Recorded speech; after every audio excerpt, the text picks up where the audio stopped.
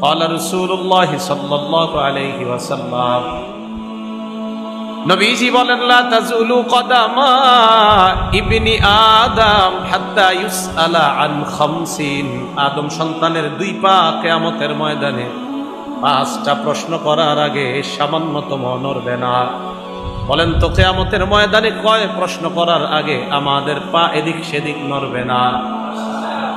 1 number আন উমরিহি ফিমা আফনা।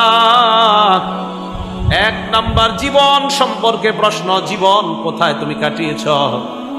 2 number আন শাবাবিহি ফিমা আবলা।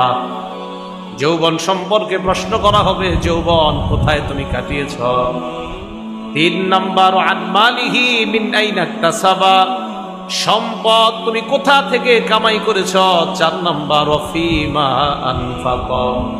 সম্পদ তুমি কোথায় ব্যয় করেছ। 3 নাম্বার সম্পদ কোথায় থেকে বান্দা কামাই করেছে। 4 নাম্বার বান্দা সম্পদ কোথায় ব্যয় করেছে। 5 নাম্বার ওয়ান ইলমিহি, ইলম সম্পর্কে, বিদ্যা সম্পর্কে, মাদা আমিলা বিমা আলিমা। বান্দা যা জানছে ওই জানা অনুযায়ী কতটুকু আমল করেছে। তাহলে যতটুকু জানলাম ওই অনুযায়ী আমল করলাম কিনা, এই প্রশ্নের উত্তর কিয়ামতের ময়দানে দেওয়া লাগবে। দেওয়া ছাড়া পা সামনে নড়বে না।